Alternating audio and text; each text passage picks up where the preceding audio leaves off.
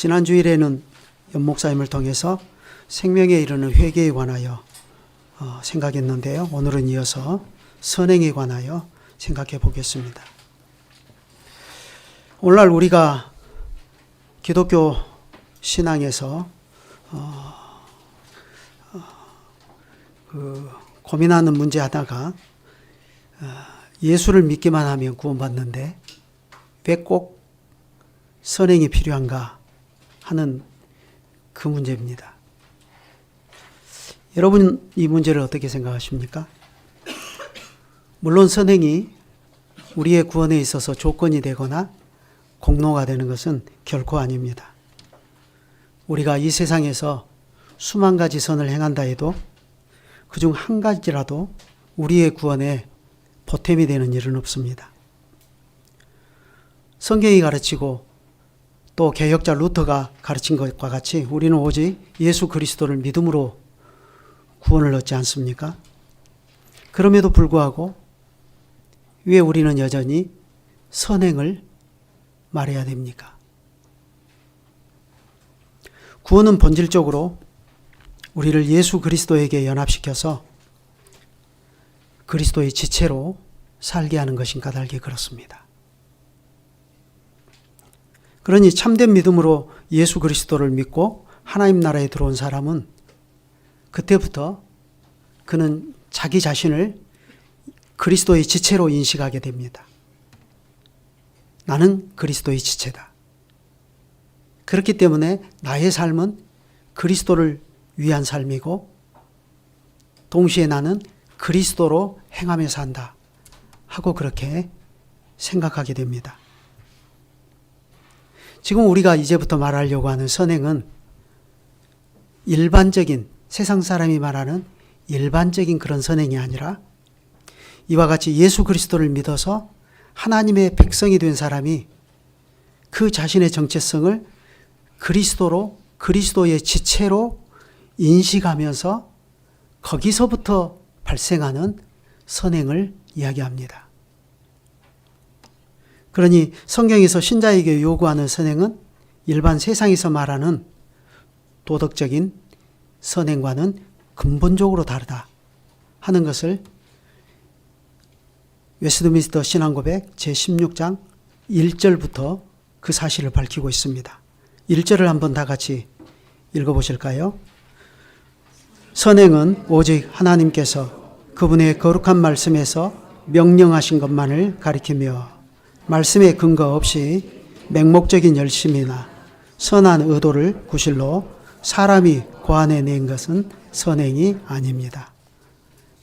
세상에서 말하는 일반 도덕과 성경이 신자에게 요구하는 선행이 얼마나 다른가 하는 것을 우리가 벌써 이 1절만 보더라도 잘 알 수 있지 않습니까? 하나님이 우리에게 요구하시는 선행은 오직 하나님의 거룩하신 말씀을 좇아서 행하는 것입니다. 그런데 여러분이 이미 잘 알고 계시듯이 이건 오직 참된 믿음으로 그리스도께 연합된 사람만이 할 수 있습니다.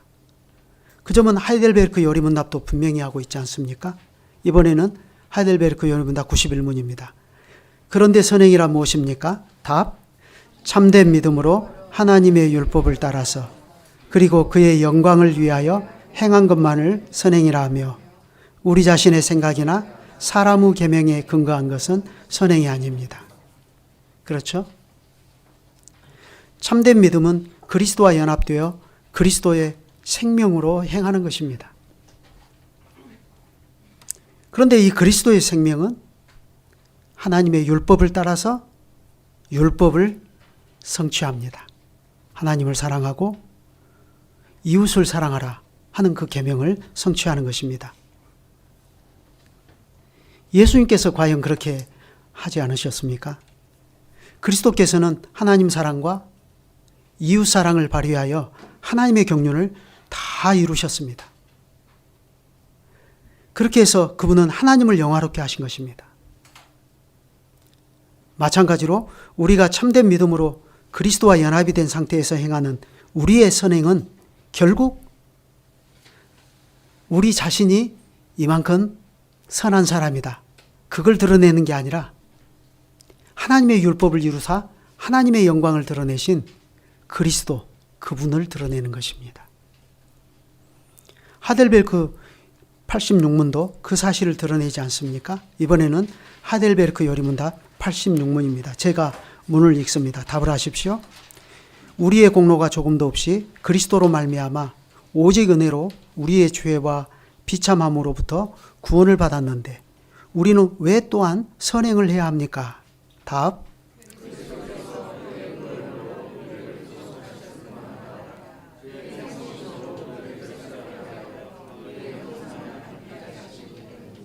예. 이게 하나님의 구원입니다. 하나님의 구원은 우리를 참된 믿음으로 그리스도에게 연합시켜서 그리스도의 지체로 행하게 하는 것인데 그 목적은 그리스도를 닮게 하는 것입니다. 이와 같이 우리의 참된 선행은 그리스도 없이 행하는 삶에서 끊임없이 돌이키는 우리의 참된 회개에서 비롯되고 돌이켜 이렇게 항상 그리스도로 행하려고 하는 우리의 참된 믿음으로 이루어지는 것입니다. 그 결과 그리스도의 생명이 우리에게 나타나고 거기서는 하나님을 사랑하고 형제가 형제를 자기 몸처럼 사랑하는 거룩한 사회가 수립이 됩니다. 그러니까 참된 믿음은 선행으로 이루어지고 선행의 결과는 거룩한 교회의 수립입니다. 이것이 하나님의 율법이 목표하는 바가 아닙니까? 그리고 이것이 하나님의 이름을 영화롭게 하는 것입니다. 이어서 2절은 이러한 선행을 뭘로 말하느냐 하면 참된 믿음의 열매와 증거로 제시한다는 것입니다. 이번에는 2절을 다 같이 한번 읽어보십시다. 하나님의 계명에 순종하여 행한 이러한 선행들은 참되고 살아있는 믿음의 열매이며 증거입니다. 선행으로서 신자는 감사를 나타내고 자신들의 확신을 강화하며 형제를 세워주고 복음에 대한 신앙 고백을 빛나게 하며 대적들의 입을 막고 하나님을 영화롭게 합니다. 신자는 그리스도 예수 안에서 선한 일을 위하여 지으심을 받은 하나님의 작품이므로 거룩함에 이르는 열매를 맺어 목적지인 영생에 이르게 됩니다. 우리가 지난번 제11장 의롭다 하심에 관하여 배울 때 믿음은 홀로 있지 않고 다른 은덕들과 함께 있으며 죽은 믿음이 아니라 사랑으로 역사하는 믿음이다 하고 그렇게 배우지 않았습니까? 참된 믿음은 그리스도께서 믿는 우리 안에 사시는 것입니다. 참된 믿음은 그리스도를 믿는 믿음이므로 그리스도가 우리 안에 사신 결과로 필연적으로 선행의 열매를 맺습니다. 반대로 이러한 선행의 열매를 맺지 아니하는 믿음은 어떤 믿음이죠? 죽은 믿음입니다. 여러분이 너무나 잘 아시잖아요. 이와 같이 행함이 없는 믿음은 그 자체가 죽은 것이라. 여러분 요즘 우리 주변의 복음주의 교회에서 믿음주의라는 것을 자꾸 말합니다. 입술로 나 예수 믿어 하고 고백만 하면 다 구원받는다는 거예요. 그러나 과연 그렇습니까? 물론 그 믿음의 고백을 가짜라고 우리가 단정할 수는 없습니다. 그러나 거기에서 더 나가서 내가 그리스도를 믿기 때문에 이 믿음으로 세례받아서 그 믿음으로 그리스도께 연합되어 그리스도가 내 안에 사신 결과로 선행이 나타나고 그 결과로 거룩한 교회의 지체로서 자신을 들여서 다른 형제들을 사랑하고 섬기면서 함께 살아가는 것이 없다면 그것은 선행이 없는 죽은 믿음입니다. 그 점을 아셔야 됩니다.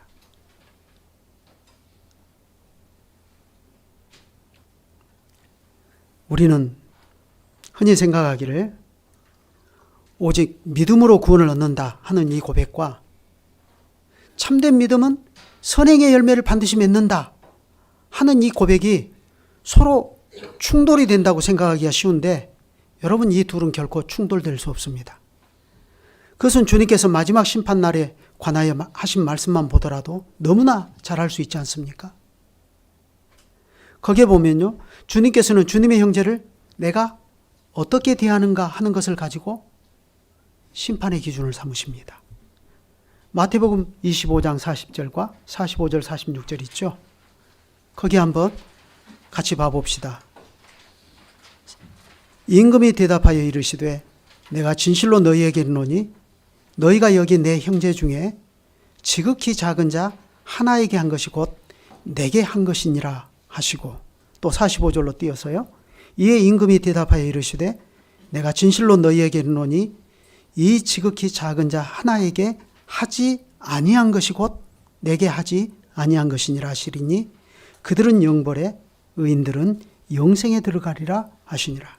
자, 여기에 보면 임금님께서 무엇을 가지고 심판의 기준을 삼으십니까?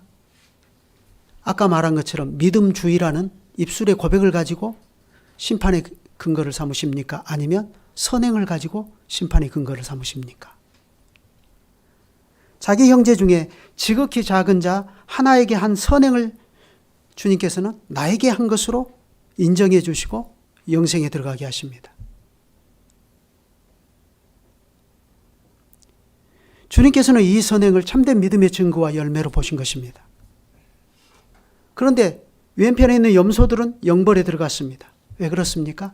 참된 믿음이 없기 때문인데, 그런데 주님의 말씀을 자세히 보면 너희는 참된 믿음이 없기 때문이다 이렇게 말씀하지 않고 여기 있는 내 형제 중에 작은 자 하나에게 하지 아니한 것이 곧 나한테 하지 아니한 것이다 이렇게 말씀하시면서 영벌에 들어간다 이렇게 말씀하셔요.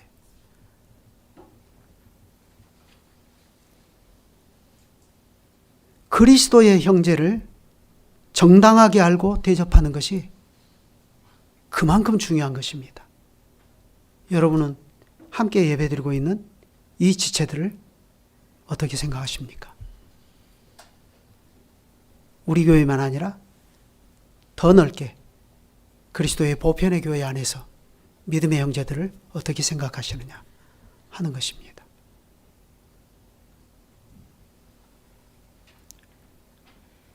그리스도의 형제가 누구입니까?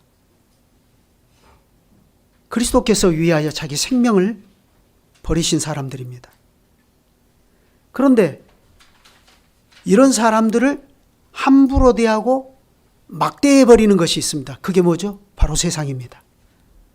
그러면 세상은 왜 이렇게 그리스도께서 자기 피로 값주고 사신 교회를 함부로 대하고 막대하죠? 그리스도를 모르기 때문에.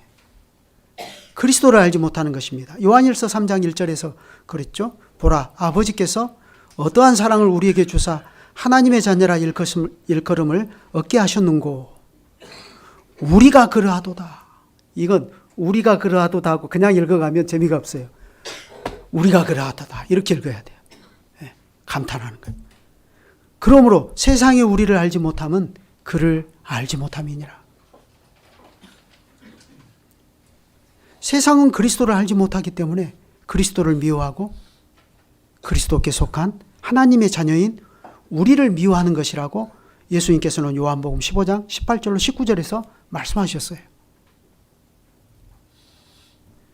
그럼에도 불구하고 사도는 우리가 하나님의 자녀인 것이 변할 수 없고 흔들릴 수 없는 사실이라는 사실을 이와 같이 확정합니다. 요한일서 3장 2절입니다. 같이 읽죠. 사랑하는 자들아, 우리가 지금은 하나님의 자녀라. 장래에 어떻게 될 것은 아직 나타나지 아니하였으나 그가 나타내심이 되면 우리가 그와 같을 줄을 아는 것은 그의 계신 그대로 볼 것을 예나매니. 지금은 비록 세상이 알아주지 않고 또 세상이 하나님의 자녀인 우리를 정당하게 대접해 주지 않더라도 그리스도 안에서 우리가 하나님의 자녀된 사실은 흔들릴 수 없는 진리입니다. 그렇기 때문에 장차는 하나님의 자녀의 영광스러운 모습으로 우리가 다 드러날 것인데 우리가 그때는 그리스도와 같아질 것이다 하고 그렇게 가르칩니다. 그렇다면 그때의 그리스도와 같아지는 사람들, 그들은 구체적으로 누굽니까? 예수 그리스도의 십자가와 부활을 깨닫고 하나님의 자녀를 정당하게 대우해 주는 사람입니다. 여기에 있는 그리스도의 형제를 정당하게 대우하는 사람. 우리가 지금 피차 형제를 어떻게 대하는가 하는 것이 이처럼 중요해요. 거기에 영원한 육신의 부활이 달려있는 것입니다. 교회를 어떻게 대하는가. 그래서 우리가 이 말씀을 들을 때 나는 교회를 어떻게 대하고 있는가, 그것을 잘 생각해 보셔야 됩니다. 그리고 우리 고백서가 다루는 선행의 핵심이 바로 여기에 있지 않습니까? 우리가 말하는 선행은 다시 말씀드리지만 일반적인 의미에서 사람들이 말하는 선행이라는 것과는 달라요. 지금 우리가 말하는 이 선행은 예수 그리스도의 지체로서 행하는 선행입니다. 우리는 심지어 바로 이 선행을 위해서 지으심을 받았다 하고 이렇게 가르치지 않습니까? 에베소서 2장 10절이 그겁니다. 이번에는 에베소서 2장 10절입니다. 같이 읽죠. 우리는 그가 만드신 바라. 거기에는 없어요. 오늘 본문이기 때문에, 성경 본문이기 때문에 에베소서 2장 10절. 자, 같이 한번 읽죠. 시작. 우리는 그가 만드신 바라 그리스도 예수 안에서 선한 일을 위하여 지으심을 받은 자니 이 일은 하나님이 전에 예비하사 우리로 그 가운데서 행하게 하려 하심이니라. 자, 하나님께서 우리를, 하나님의 백성인 우리를 지으셨습니다. 우리를 창조하셨죠? 무엇을 위해 창조하셨다고요? 선한 일을 위하여 창조하셨다. 그러면 선한 일은 여기서 구체적으로 뭡니까? 그게 바로 그 다음에 이어지는 11절부터 22절까지의 말씀입니다. 다시 한번 찬찬히 11절부터 13절을 먼저 한번 읽어보시죠. 그러므로 생각하라. 너희는 그때에 육체로는 이방인이요 손으로 육체에 같이요 육체에 행한 할례를 받은 무리라 칭하는 자들로부터 할례를 받지 않은 무리라 칭함을 받는 자들이라.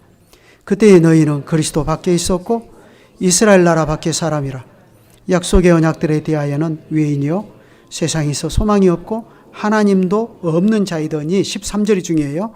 이제는 전에 멀리 있던 너희가 그리스도 예수 안에서 그리스도의 피로 가까워졌느니라. 왜 이렇게 가까워졌는가? 19절부터 읽어보시죠. 시작.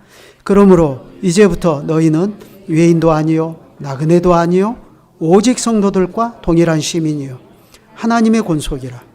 너희는 사도들과 선지자들의 터 위에 세우심을 입은 자라. 그리스도 예수께서 친히 모퉁이 돌이 되셨느니라. 그의 안에서 건물마다 서로 연결하여 주 안에서 성전이 되어가고 너희도 성령 안에서 하나님이 거하실 처소가 되기 위하여 그리스도 예수 안에서 함께 지어져 가느니라.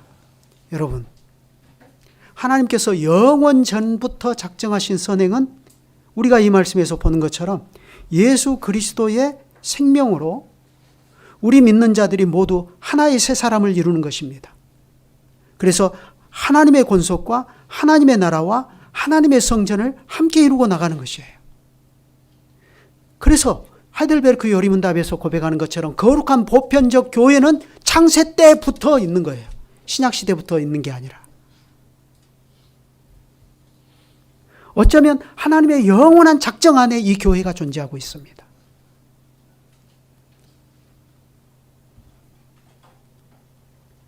그러니 우리의 선행의 목표는 거룩한 교회를 세우는 것입니다. 제가 광양개혁교회 제 목회실에 딱 가면 게시판이 있거든요. 거기에 A4 용지로 딱 프린트하고 탁 붙여놓은 게 있습니다. 그게 뭔지 아세요? 최낙재 목사님이 신앙생활의 목표는 거룩한 교회를 세우는 것입니다 하고 쫙 말씀하신 내용이 A4 용지 한 장에 딱 기록되어 있는 그걸 딱 붙여놓고 목회를 해요. 항상. 왜? 방향을 내가 잃어버리지 않기 위해서. 그걸 위해서 우리는 그리스도 안에서 사랑의 거룩한 일치를 이루고 한 성령 안에서 한 몸을 이루어서 함께 하나님께 나아가고 그리스도의 장성한 분량이 충만한 데까지 함께 자라가는 거예요. 그걸 위해서 사랑으로 우리가 한 몸을 함께 세우고 나가는 것입니다. 로마서 14장에서도 동일한 것을 가르치지 않습니까? 거기에 있죠. 자, 이번에는 우리 청년들만 한번 큰 소리로 읽어보십시오. 시작.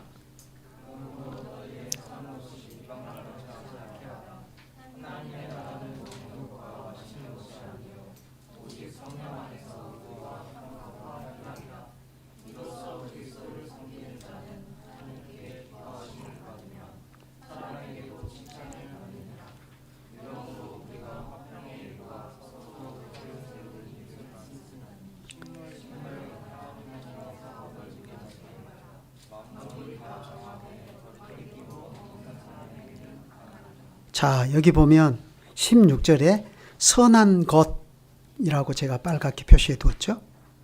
또 20절에 하나님의 산업이 나옵니다. 이것을 보면 교회가 그리고 신자가 힘써야 할 선한 사업이 무엇이냐 하는 것을 잘 알 수 있죠. 하나님 나라의 의와 평강과 희락으로 그리스도를 섬기는 것이고 화평의 일과 덕을 세우는 일입니다. 곧 거룩한 사랑으로 서로 하나가 되는 그런 그리스도의 세계를 세우는 것입니다. 여러분, 이것이 선행입니다. 성경은 일목요연하게 이 사실을 가르쳐요. 그냥 공자가 가르치는 일반적인 윤리를 선행이라고 말하지 않아요. 그러니까 하나님께서 우리 믿는 자들에게 요구하시는 선행이란 그저 착한 사람으로, 그저 선량한 사람으로 사는 그런 정도가 아니라는 겁니다. 물론 신자도 누구보다도 도덕적이고 누구보다도 선량하고 누구보다도 마음이 따뜻한 사람이어야 돼요. 예수 믿는 사람인데 마음이 따뜻하질 않아요. 아니 지독해. 누구한테 돈 빌려주고 안 갚으면 쫓아가서 그냥 대문이라도 부술 듯이 그렇게 하고 그러는 게 아니에요. 당연히 신자는 마음이 따뜻해야 돼요. 그런데요, 심지어 그것마저도 우리가 일반적인 도덕 수준에서 선을 행하는 것마저도 거기에는 분명한 목표가 있습니다. 그게 뭐죠? 우리는 우리의 직분과 소명을 통해서 거룩한 교회를 수립하고 하나님 나라를 드러내는 것입니다. 이런 선행의로라야 우리는 하나님께 정당한 감사를 드릴 수가 있습니다. 그러니 이 선행은 우리 안에 구원의 확신을 더욱 견고하게 하지 않습니까? 거룩한 교회를 세우고 하나님 나라의 실질을 드러내는 것 자체가 영원한 생명의 발휘이며 그리스도와 연합된 증거인 까닭입니다. 그러니 이 선행이 형제에게 덕을 세우고 교회에 유익을 주는 것은 불문가지입니다. 그처럼 이 선행은 복음신앙을 빛나게 하고 대적의 입을 막고 하나님을 영화롭게 하는 것입니다. 마찬가지로 이 선행의 결국은 그래서 영생입니다. 로마서 6장 22절이 그 사실을 말하지 않습니까? 그러나 이제는 너희가 죄에게서 해방되고 하나님께 종이 되어 거룩함에 이르는 열매를 얻었으니 이 마지막은 영생이라. 그렇다면 여러분, 이러한 선행을 행할 능력이 누구에게 있습니까? 우리 자신에게 있습니까? 아니면 하나님께 있습니까? 그걸 다루는 것이 3절입니다. 이번에는 3절을 한번 같이 읽어보시죠. 같이요. 신자들이 선을 행할 수 있는 능력은 결코 그들 자신에게서 나오는 것이 아니고 전적으로 그리스도의 성령으로 말미암습니다. 그들이 선을 행할 수 있게 되려면 이미 받은 은혜들 뿐 아니라 동일한 성령의 실제적 감화, 곧 성령께서 그들 속에서 일하셔서 하나님의 기쁘신 뜻을 위하여 소원을 두고 행하게 하시는 감화가 필요합니다. 그렇다고 해서 성령의 특별한 감동이 없으면 신자가 아무런 의무도 이행하지 않아도 되는 것처럼 게을러져서는 안 되며 오히려 그들 속에 있는 하나님의 은혜를 불일 듯 일으키는 데 힘쓸 의무가 있습니다. 자, 여기서 먼저 말하는 것은 보시는 것처럼 참된 믿음과 참된 회개가 성신의 은혜의 사역이듯이 선행도 전적으로 그리스도의 성신의 사역이다 하는 것입니다. 우리가 할 수 있는 게 아무것도 없어요. 지난번에 제가 와서 이것은 언약 구조를 가지고 지금 말하는 거다 그랬죠. 하나님께서 우리에게 약속하셔요. 그러니 우리도 이걸 지켜라 하고 요구를 하시는데 믿고 선행을 행하는 것까지도 사실은 다 하나님이 하셔요. 놀라운 일이죠. 하나님이 하시면서 이걸 의지하고 오라 하고 요구하셔요.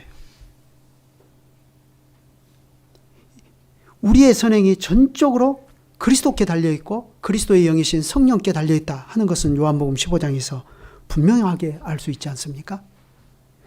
요한복음 15장 4절부터 5절입니다. 거기 이렇게 말씀하시잖아요. 내 안에 거하라. 나도 너희 안에 거하리라. 가지가 포도나무에 붙어있지 아니하면 절로 과실을 맺을 수 없음 같이 너희도 내 안에 있지 아니하면 그러하리라. 나는 포도나무여 너희는 가지니 저가 내 안에 내가 저 안에 있으면 이 사람은 과실을 많이 맺나니 나를 떠나서는 너희가 아무것도 할 수 없음이라. 예, 우리가 예수님과 끊어진 관계에서는 아무것도 할 수가 없습니다.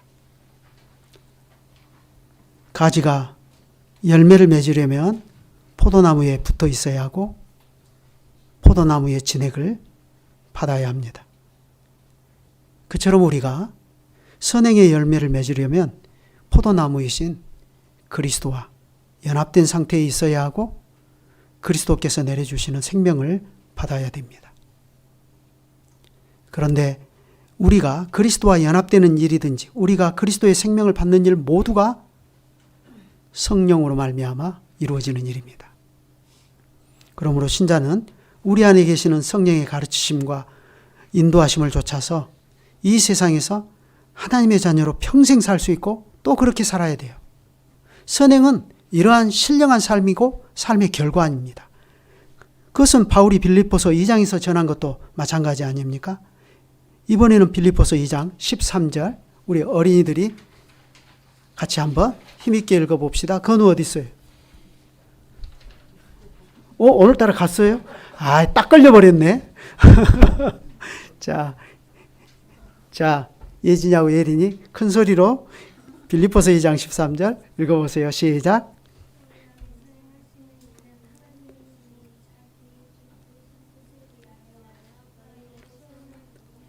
그렇죠. 잘 읽었어요? 자, 우리 안에 거하면서 행하시는 이는 하나님이시다 그랬어요. 그런데 우리 안에 행하시는 하나님이 우리로 하여금 하나님의 뜻을 기쁘게 이루도록 하시는데 어떻게 하신다고 그랬죠? 그 기쁘신 뜻을 위하여 너희로 소원을 두고 행하게 하신다 그랬어요. 그러면 하나님께서 기뻐하시는 그 뜻이 무엇이냐? 바로 그 앞에 2장 11절의 말이에요. 모든 입으로 예수 그리스도를 주라 시인하여 하나님 아버지께 영광을 돌리게 하셨느니라. 그렇죠? 십자가에 달리시고 부활하신 예수 그리스도를 주님으로 인정하고 순종함으로써 하나님 아버지께 영광을 돌리는 이것이 하나님의 기뻐하시는 뜻입니다. 예수 그리스도를 인정하지 않고 우리가 하나님께 영광을 돌릴 수 있는 길이 있습니까? 없습니까? 그런 길은 없어요, 세상에. 그러면 십자가에 달리시고 부활하신 예수 그리스도를 주님으로 인정하고 순종함으로써 하나님 아버지께 영광을 돌린다 하는 이게 무슨 말이죠? 어떻게 하는 것입니까? 그 막연한 얘기가 아니에요. 이것은 그 앞에 빌립보서 2장 1절부터 5절까지 가르친 말씀을 보면 딱 알 수 있어요. 이번에는 같이 읽죠. 시작. 그러므로 그리스도 안에 무슨 권면이나 사랑의 무슨 위로나 성령의 무슨 교제나 긍휼이나 자비가 있거든 마음을 같이하여 같은 사랑을 가지고 뜻을 합하며 한 마음을 품어 아무 일이든지 다툼이나 허영으로 하지 말고 오직 겸손한 마음으로 각각 자기보다 남을 낫게 여기고 각각 자기 일을 돌아볼 뿐더러 또한 각각 다른 사람들의 일을 돌아보아 나의 기쁨을 충만하게 하라. 너희 안에 이 마음을 품으라. 곧 그리스도 예수의 마음이니. 여러분, 이게 바로 우리가 그리스도와 연합된 상태에서 그리스도로 행하여 이루고 나가야 할 선행의 한 단면입니다. 우리는 매일 이 일을 위해서 살아요. 우리가 어떤 형편에 있든지, 어떤 처지에 놓였든지, 우리가 지금 무슨 활동을 하고 있든지, 사람들과 어떤 관계에서 살든지, 우리는 우리 안에 계시는 성령을 의지해서 이 거룩한 목적을 이루며 살기를 힘써야 됩니다. 이것이 우리의 거룩한 소원과 열심이 되어야 돼요. 이걸 우리의 소원으로 삼고 살게 하셨어요. 그것이 구체적으로 예수 그리스도를 만물 위에 높이신 하나님 아버지께 영광을 돌리는 것입니다. 그 다음에 이어지는 4절은 이러한 우리의 선행의 성격과 의미를 그 당시에 지금도 그렇죠. 지금도 그렇지만 특히 그 당시에 로마 교회의 악습이라고 하는 배경에서 4절은 지금 얘기를 합니다. 이게 무슨 말인가를 보십시다. 4절 한번 같이 읽죠.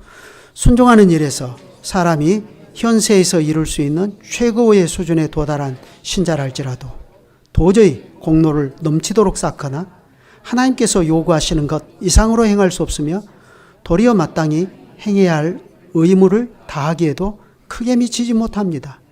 이 4절은 좀 뜬금없는 얘기 같아요. 왜 갑자기 이런 얘기를 하지? 근데 이게 당시로서는 심각한 문제였어요. 여기서 말하는 것은 아주 명백합니다. 우리의 선행은 공로도 아니고 공적도 아니라는 것입니다. 심지어 선행이 이렇게 말해요. 심지어 선행이 최고의 수준에 도달한 신자라 할지라도. 그러면 이 당시에 선행이 최고의 수준에 도달한 신자, 그러면 누구를 딱 떠오릅니까? 성자. 그렇죠. 요즘 금세기에 또 성자로 임명되신 분이 있죠. 여자분이죠. 누구죠? 테레사 수녀. 이런 분들이죠. 예. 이런 분들은 선행이 최고의 수준에 도달한 신자예요. 그래서 로마 교회에서는 예수 믿음에 자기의 선행을 보태야지 구원을 얻는다고 그러잖아요. 근데 이분들은 선행을 너무 많이 해가지고 자기 한 사람 구원하는 것은 하고 남아버려요. 그게 잉여 선행이라는 거예요. 잉여 선행. 그래서 일반적인 신자들은 보통 자기 선행이 부족해. 턱없이 부족해. 그러니까 누구에게 기도하는 거죠? 성자에게 기도해요. 그래서 자기의 수호 성자에게 기도해서 그들의 잉여 선행을 좀 꿔주십시오. 그래가지고 자기의 부족한 걸 채워요. 그렇게 해야 자기가 구원받는다고 생각하는 거예요. 이게 로마 교회의 악습이지 않습니까? 아주 잘못된 교리죠. 그 배경에서 지금 이런 얘기를 하는 거예요. 최고의 수준에 도달한 신자라 할지라도 도저히 공로를 넘치도록 쌓거나 하나님께서 요구하시는 것 이상으로 행할 수가 없습니다. 이렇게 말해요. 과연 그렇지 않습니까? 오히려 우리는 어떻게 얘기합니까? 그 뒤에 4절 이하에서 보면 도리어 마땅히 행해야 할 의무를 다하기에도 우리는 크게 미치지 못하고 이어서 5절을 보면 이렇게 말하죠. 우리의 가장 선한 행위라도 하나님에게서 사죄와 영생을 얻는 공로가 될 수 없습니다. 이는 우리의 선행과 장차올 영광 사이에 무한한 격차가 있기 때문이며 하나님과 우리 사이에 무한한 간격이 있기 때문입니다. 우리는 우리의 선행으로서 하나님께 무엇을 보태드릴 수도 없고 우리의 과거 죄값을 만족스럽게 치를 수도 없습니다. 설령 우리가 할 수 있는 것을 다 했다 하더라도 우리는 우리의 의무를 행한 것뿐이고 여전히 무익한 종입니다. 선한 것이 있다면 그것은 성신에게서 나온 것입니다. 그러나 그마저도 우리가 행하였기에 더러워졌고 심한 약점과 불완전함과 함이 섞여 있기에 하나님의 준엄한 심판을 견딜 수 없습니다. 여러분, 우리의 믿음이나 회개가 우리의 구원의 공로가 될 수 있습니까? 될 수 없습니다. 마찬가지로 우리가 행하는 그 어떤 행위라도 그것 자체가 사죄와 영생을 얻는 공로가 될 수 없습니다. 그 이유는 우리의 선행과 장차올 영광 사이에 무한한 격차가 있기 때문이며 또 하나님과 우리 사이에 무한한 간격이 있기 때문이라 하고 이렇게 말합니다. 여러분 이 말이 잘 이해가 되십니까? 예를 들어 보시죠. 하나님은 태평양보다 훨씬 크고 훨씬 넓고 그 깊이를 측량할 수 없이 무한하신 분입니다.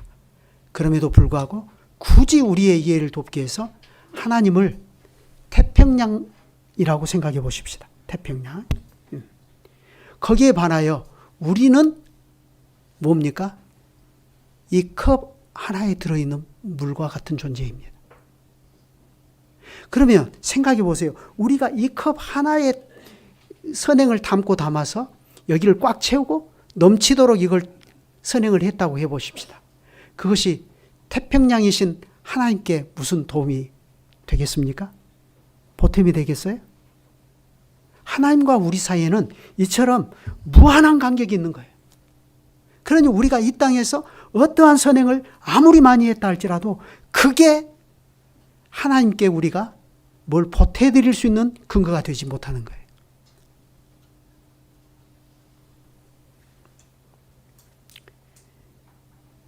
그러니 우리는 우리의 선행으로서 하나님께 무엇을 보태드릴 수도 없고 우리의 과거 죄값을 만족스럽게 칠 수도 없습니다.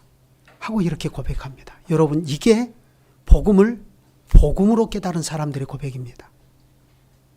과연 16세기 개혁자들과 이후 웨스트민스터 신앙 고백을 작성했던 17세기의 이 개혁자들은 과연 경건한 자들입니다. 하나님 앞에서 사람이 뭔가를 하는 것입니다. 그러니 설령 우리가 할 수 있는 것을 다 했다 하더라도 우리는 어떻게 고백할 수밖에 없습니까? 그건 우리가 해야 할 의무를 행한 것뿐이고 여전히 우리는 무익한 종입니다. 하고 이렇게 고백하는 것입니다. 그러니 이 무익한 종에게서 무슨 선한 것이 나왔다면 그건 오직 성령에게서 나온 것입니다. 그런데 심지어 그마저도 그게 비록 성령으로부터 나온 선행이라 할지라도 나와 같은 죄인이 행했기 때문에 심한 약점과 불완전함이 거기에는 섞여 있습니다.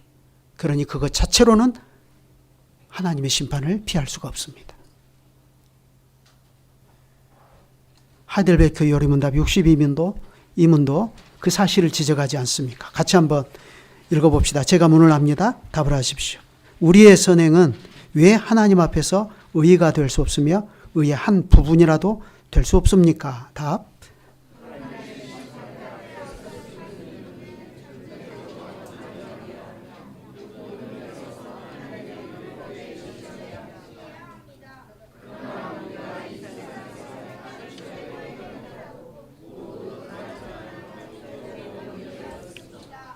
그렇죠?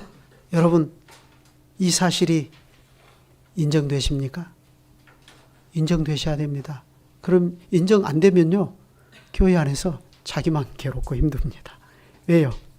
이게 인정이 안 되면 자기가 좀 뭔가 인정을 받아야 된다고 생각하니까요. 자기만 힘들어요. 신앙의 진보가 없습니다. 그렇게 되면 이걸 인정해 버리셔야 됩니다. 아, 나는 아무것도 아니구나. 나에게 나온 것 아무리 선한 것이라도 그건 내가 마땅히 행할 의무였고 여전히 나는 무익한 종이다. 그리고 심지어 내가 행한 아무리 좋은 것에도 죄와 오염이 묻어있고 불결함이 섞여있기 때문에 그 자체로는 하나님의 심판을 피할 수 없구나. 그렇게 생각하셔야 돼요. 그러면 그 사람은 틀림없이 겸손하게 하나님을 섬기게 되고 하나님께서 자기 피로 사신 교회도 그러한 믿음의 눈으로 바라보기 때문에 넉넉한 마음으로 교회를 사랑할 수가 있습니다. 그러면 이제 6절을 봐봅시다. 이건 지금까지 다루는 내용의 4절 5절부터 다룬 내용의 결론인데요. 자, 6절 같이 읽습니다. 그럼에도 하나님께서 그리스도로 말미암아 신자들의 인격을 받아주시기에 그들의 선행도 그리스도 안에서 받아주십니다. 이것은 그들이 이 세상에서 하나님 보시기에 비난이나 책망받을 것이 전혀 없다는 의미가 아닙니다. 하나님께서 그분의 아드님 안에서 그들을 보시기 때문에 비록 많은 약점과 불완전함을 아울러 지니고 있지만 그들이 신실히 행한 것을 받으시고 상 주시기를 기뻐하십니다. 우리의 선행은 오직 그리스도 안에서 하나님께 받아들여집니다. 방금 우리가 보았던 5절 마지막에 언급되어 있듯이요. 우리의 선행이라도 그것 자체로는 하나님의 심판을 피할 수 없는 것이 사실입니다. 그러나 그리스도 안에서 그런 선행이라도 하나님께서는 기쁘게 받아주시고 약속하신 대로 상 주시기를 기뻐하십니다. 오직 그리스도 안에서 그렇게 하시는 것입니다. 우리가 그리스도와 연합이 되어서 그리스도로 옷 입었기에 하나님께서 우리를 그리스도 안에서 용납하여 하나님 가까이 이르도록 해주십니다. 그것처럼 우리에게 그리스도의 생명을 주셔서 우리가 하나님의 뜻을 깨닫고 그것을 행하며 살도록 해주십니다. 하나님께서는 우리가 그처럼 그리스도와 연합되어 발휘하는 그리스도의 생명을 기뻐하십니다. 그러므로 하나님께서 우리를 장차 영원한 부활에 이르게 하셔서 그리스도와 같아지게 하시기를 얼마나 기뻐하실 것인지 상상할 수가 없습니다.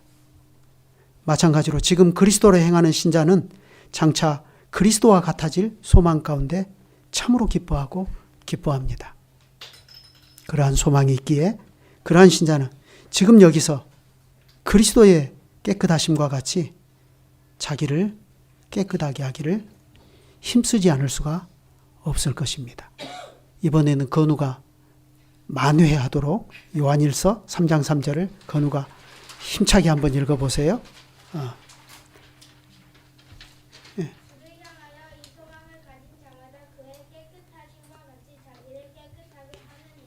예, 잘했어요. 이제 만회가 됐죠? 예. 자, 우리 고백서는 마지막으로 7절에 마지막으로 다룬 게 있어요.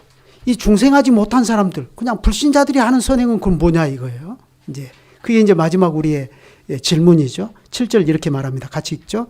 거듭나지 않은 사람들이 행한 일이더라도 그 자체로는 하나님께서 명하신 것일 수도 있고 자신만 아니라 다른 사람에게 유익할 수도 있습니다. 그러나 그 행위는 믿음으로 정결케 된 마음에서 나온 것도 아니고 말씀을 따라 정당한 방식으로 된 것도 아니며 하나님의 영광이라는 바른 목적을 위하여 행한 것도 아닙니다. 따라서 그것들은 죄된 것이고 하나님을 기쁘시게 하지 못하며 사람을 하나님의 은혜를 받기에 합당하도록 만들 수도 없습니다. 그러나 그들이 그런 정도의 행위라도 게을리하면 죄가 더 많아지고 하나님을 더욱 노여워하시게 합니다. 중생하지 못한 사람도 얼마든지 선을 행할 수 있고 또 실제로 우리가 현실에서 얼마든지 그것을 볼 수 있습니다. 바로 이 점에서 우리가 우리 주변에 있는 고등 종교들, 뭐 유교라든가 불교라든가 고등 종교의 사이비 종교 말고 고등 종교에서 말하는 대단히 도덕적이고 윤리적인 그런 종교들을 판단할 수 있는 근거가 있습니다. 그러면 어떻게 불신자들이 이렇게 자기들 나름의 수준에서 선을 행할 수가 있는 거죠? 그게 바로 하나님께서 그렇게 우리를 창조하신 거예요. 하나님께서는 엿새 동안 선한 창조를 내시고 심지어 인간이 타락한 이후에도 첫 창조 질서를 그대로 유지해 주셔서 타락한 사람에게도 본성적으로 선이 나올 수 있게 해 주셨습니다. 하나님께서 창조주와 대주제로서 생명과 호흡과 만물을 주셔서 무인생이 살고 숨쉬고 기동하게 하시며 결실기의 기쁨을 주셔서 만족을 얻게 하시는 것처럼 하나님께서는 그 원하시는 뜻을 좇아서 창조 세계를 유지하시려고 진실하고 선하고 아름다움에 속하는 가치가 있는 은사와 재능과 그런 것들이 다 하나로 결과로 산출이 되어서 하나님의 선한 창조를 유익하게 하는 것입니다. 그러나 이러한 불신자들의 선행은 참된 믿음으로 하나님의 율법을 따라 하나님의 영광을 위하여 행하는 참된 선행과는 전혀 다릅니다. 불신자의 선행은 하나님께서 베푸신 사실을 인정하지도 않을 뿐만 아니라 불신자들은 심지어 이러한 선행까지도 자기의 이름과 자기의 영광과 자기 행복 추구의 방편으로 삼을 뿐입니다. 그러니 불신자들의 선행은 그 자체로는 악할 뿐만 아니라 하나님을 기쁘시게 할 수 없으며 하나님의 은혜를 받기에 합당치 아니합니다. 그렇지만 하나님께서는 그러한 불신자들의 선행도 선용하신다는 사실입니다. 세상의 보존과 구원을 위해서, 그리고 무엇보다도 이러한 악한 세상 안에 존재하는 교회의 보존을 위해서 불신자들의 선행을 하나님께서 선용하십니다. 그러니 교회도 불신자들의 선행이라고 해서 그냥 무시해버릴 것이 아니라 그것도 또한 하나님께서 자기 뜻대로 선용하시는 줄을 알고 할 수만 있으면 우리는 불신자들에게 선을 장려해야 됩니다. 그리고 그들이 행하는 선행을 존중해 줘야 됩니다. 그리고 우리도 그들의 선행을 선용해서 이 하나님의 창조가 지나치게 악해지지 않도록 하는데 사용해야 됩니다. 더 나아가 하나님께서 이 악한 세상 한가운데 교회를 세우시고 교회를 보존해 나가시는 그 본래의 목적을 위해서 하나님께서 불신자들의 선행이라도 어떻게 사용하시는가를 알고 그것을 잘 존중하며 살아야 됩니다. 그 중에 하나가 민주정부라고 할 수 있습니다. 민주정부를 세워서 질서를 보존하고, 그래서 세상이 도적대가 들끓는 세상이 아니라 평화로운 세상이 되어서 복음 전파가 속도를 내고 교회가 서나갈 수 있는 바탕을 마련해 주십니다. 그러니 우리는 통치를 잘하는 대통령을 잘 뽑아야 되고 그들을 위해서 기도해야 되는 것입니다. 기도하시죠.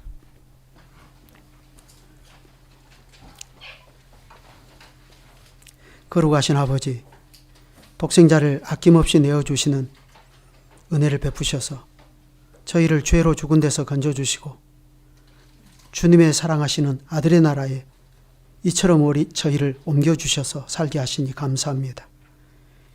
이는 하나님께서 영원한 가운데서 바라시는 그 선한 일을 저희들로 그리스도 안에서 행하며 살도록 하심입니다. 그리스도께서 교회의 머리로서 하나님 나라를 경영해 나가시는 거기에 저희가 그리스도의 몸과 지체로서 가담되어서 그리스도의 영이신 성령을 의지하여 그리스도의 교훈을 좇아 하나님의 기뻐하신 뜻을 확신하고 또한 그 깨달은 뜻을 이루며 살게 하셨으니 이는 실로 하나님께서 저희를 하나님의 자녀와 친백성으로 인정하여 주심입니다. 그러니 저희도 이러한 하나님의 뜻을 저희 마음 가운데 늘 소원으로 삼고 행하고 살기를 힘쓰게 하여 주시기를 구합니다.